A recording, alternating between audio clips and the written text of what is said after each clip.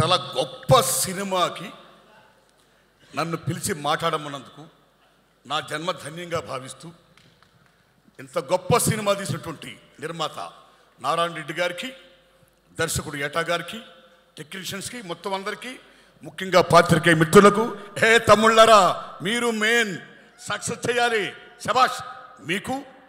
ఇక్కడ ఒక పెద్ద ఆయన ఉన్నాడు, ఆయన కామారెడ్డి ఎమ్మెల్యే గారు. కేసీఆర్ గారు ఓడిపోయారా? నేను షాక్. రియల్లీ రేవంత్ రెడ్డి గారు ఓడిపోయారా? మళ్ళీ షాక్. కామారెడ్డి బిడ్డ వెంకటరమణారెడ్డి గారు ఇద్దరి మీద గెలిచాడా? అమ్మని అమ్మ ఎవడైనా ఆయన చూడాలరా బాబు అనుకున్నా, నిజంగా చూడాలనుకున్నా. తెలుసో సార్ కానీ ఒక్కసారి చూడాలనిపించింది.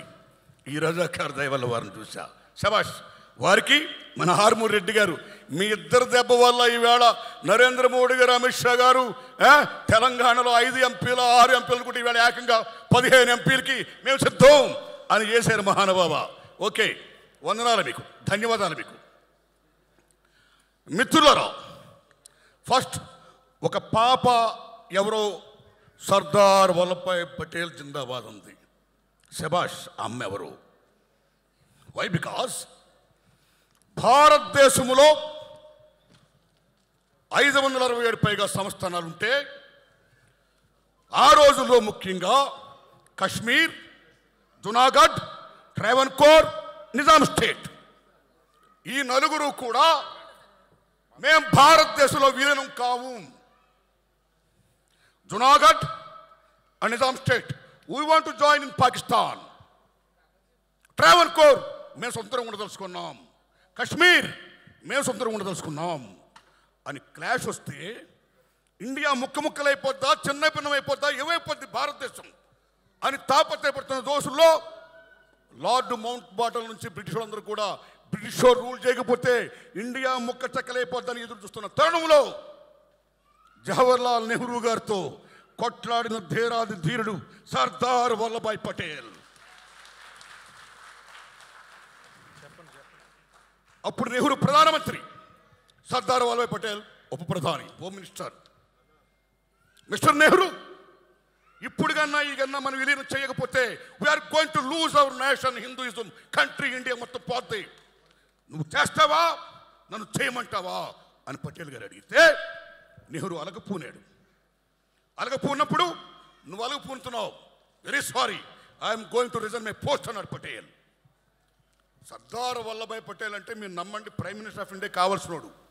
16 ఓట్లు ఆయనకు వచ్చాయి, జస్ట్ 4 ఓట్లు నెహ్రూ గారికి వచ్చాయి. నోట్ మహాత్మా గాంధీ వల్ల చివరికి సర్దార్ వల్లభాయ్ పటేల్ గారు ఉప ప్రధాని అయ్యాడు, జవహర్లాల్ నెహ్రూ ప్రైమ్ మినిస్టర్ అయ్యాడు. That is Sardar Vallabhbhai Patel. ఆ సర్దార్ వల్లభాయ్ పటేల్ గారు నేను రాజీనామా చేస్తాను అన్నాడు ఆయన. Nehru shock. Okay you do it అన్నాడు ఆయన. ఎస్ అని, మిస్టర్ పటేల్ కశ్మీర్ జోలికి పోకు, కశ్మీర్ నాకు వదిలే అన్నాడు ఆయన. వై? ఇంకన్నీ మీకు తెలుసు, అది పెద్ద సినిమా, మళ్ళీ ఏటా గారికి సినిమా తీస్తాడు ఆయన, అల్లూరు గారు తీస్తారు లేకపోతే, రైట్? అప్పుడు మీరు నమ్మండి మిత్రులారా, నిజాం స్టేట్ని తెలంగాణ రైతాంగ సాయుధ పోరాటం, సుద్దాల అశోక్ గారు ఏం రాశాడు, ఈ తమ్ముడు భీమ్ ఏం పాటలు మ్యూజిక్ చేశాడు, భారతీ ఉయ్యాలు ఏం పాటలు ఇంకో తమ్ముడు రాశాడు. గొప్ప మ్యూజిక్ ఇచ్చావే భీమ్, నీ జన్మ ధన్యం. తెలంగాణ రజాకార్ మామూలు సినిమా కాదు ఇది, శబాష్ మ్యూజిక్, రైట్? నిజంగా నాకు ఎక్కడ ఆనందమిస్తుందంటే గూడూరు నారాయణ రెడ్డి గారు, ఈ బిలాంగ్స్ టు బీజేపీ, రైట్? ఈ బీజేపీ వాళ్ళకి కొంచెం ఎర్ర జెండా అంటే కొంచెం ఎక్కడో చిన్న పీకుడు పెద్ద పీకుడే. కాబట్టి వాళ్ళెందుకు మనం ఫోకస్ చేయాలి అనే భావం లేకుండా, సినిమా అంటే సత్యాన్ని చాటి తెప్పేది cinema. That is the greatest of Telugu film industry. భారతదేశంలో ప్రపంచంలోనే చారిత్రాత్మక సినిమాలు తీయాలన్నా, పౌరాణిక సినిమాలు తీయాలన్నా, సోషల్ తీయాలన్నా, ఇలాంటి హిస్టారికల్ ఫిల్మ్ తీయాలన్నా తెలుగు గడ్డ. That is the greatest of Telugu. సత్యం జనాన్ని చెప్పడం. అందులో ఈవేళ గూడూరు నారాయణ రెడ్డి గారు ఈ రజాకార్ సినిమా తీయడం ఆషామాషి కాదు, నిజంగా గట్స్ కావాలి. అల్లూరు గారు అన్నట్టు, ఆ సొమ్మ అన్నట్టు నిజంగా గట్స్ కావాలి. వై గట్స్ ఎందుకు కావాలంటే, స్వతంత్రం వచ్చినాడైనా మీరు నమ్మండి, తెలంగాణ సెప్టెంబర్ 17ని విలీనం చేద్దామా, విమోచన చేద్దామా, దినోత్సవాలు ఐక్యం చేద్దామని తాపత్రయపడుతున్న రోజుల్లో ఇవాళ బీజేపీ వాళ్ళు బ్రహ్మాండంగా ఏదో వాళ్ళు రూల్ చేస్తున్నారండి. అలాంటి రజాకార్ సినిమా ఇవాళ రావడం అనేది సత్యాన్ని జనాన్ని చెప్పడం. బికాజ్ ఇందాక ఇంద్రరాజు గారు అన్నారు మంచి మాట, this is not active Muslim film, right? సత్యం ఇది. But Muslim state Mir Osman Ali Khan, Kasim Razvi, Sardar Vallabhbhai Patel ముగ్గురు బ్రహ్మాండమైన యాక్టర్లు ఏటగారు గారు పెట్టాడు. నేను శబాష్, అచ్చు అలాగే ఉన్నారు వాళ్ళు. శబాష్. Character fitness is most important, right?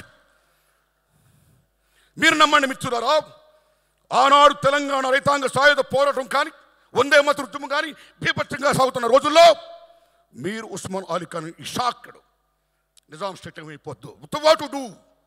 ఇవాళ రెండు కళ్ళ సిద్ధాంతం అని మనం చెప్పుకుంటాము చూడండి. ఆ రోజుల్లోనే హిందువులు ముస్లింలు నాకు రెండు కళ్ళు అని he wants to rule Nizam state. కానీ ఎక్కడో షేక్ అవుతున్నాడు. He wants to save his Kingdom.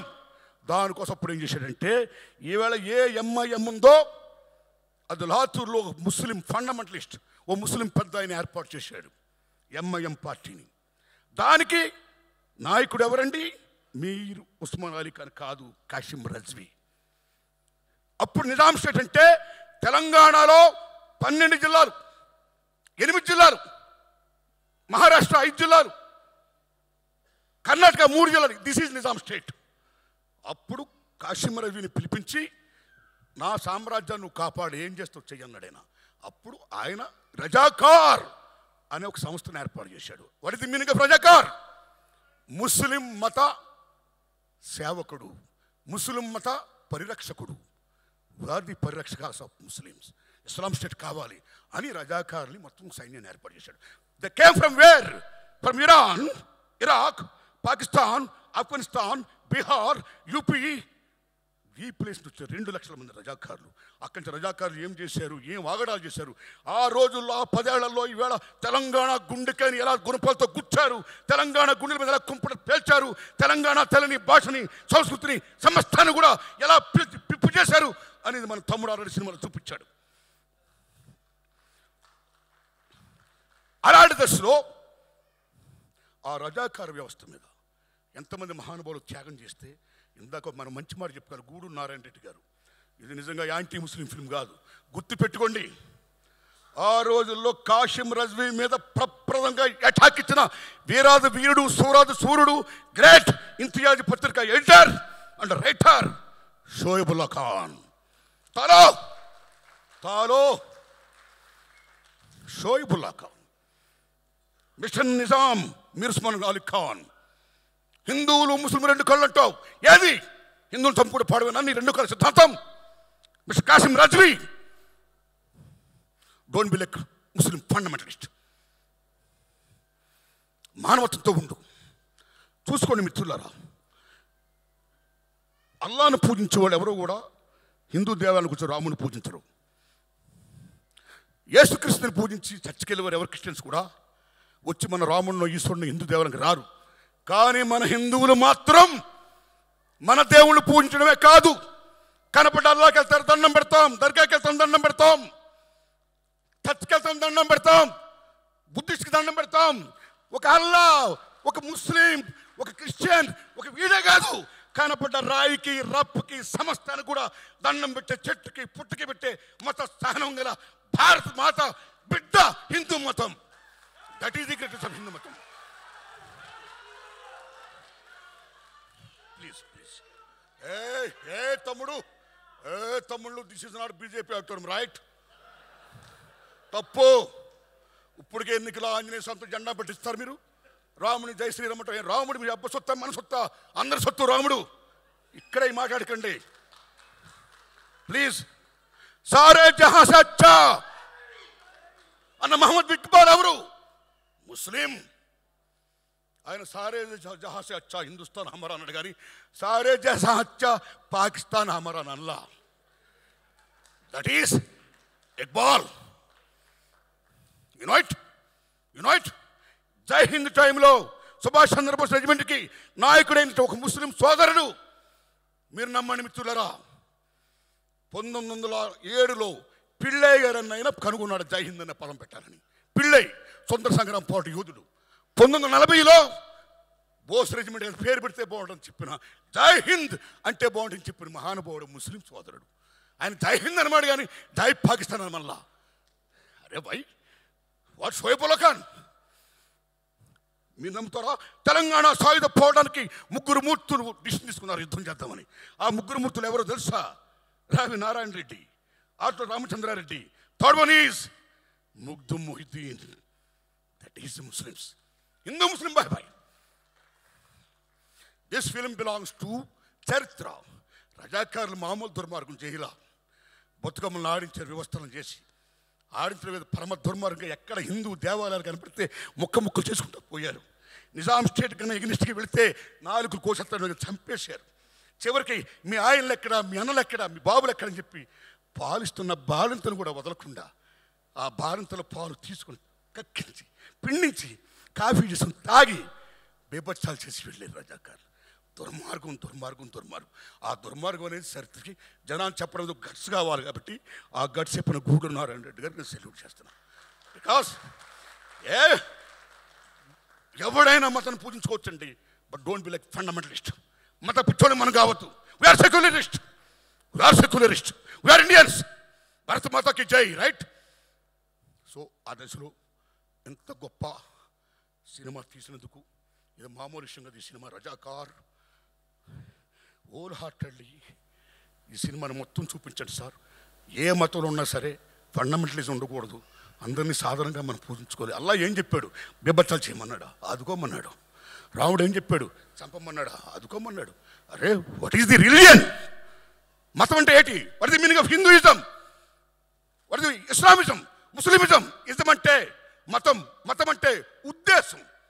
వాళ్ళు ఏం చెప్పారో ఆ ఉద్దేశాలు అందరం బాగుండాలని, అలా కోరుకోవాలని ఆ దశలో భాగంగా చరిత్రని ఇంత బాగా చెప్పినటువంటి తమ్ముడు ఏటా నారాయణ రెడ్డి గారికి, సారీ ఏటా సత్యనారాయణ గారికి, గట్స్గా తీసిన మహానుభావుడు గూడూరు నారాయణ రెడ్డి గారికి అందరికీ వందనాలు చెప్తూ, కె రాఘవేంద్రరావు గారు కాంపౌండ్ నుంచి pan India legend director Rajamouli గారు వచ్చారు.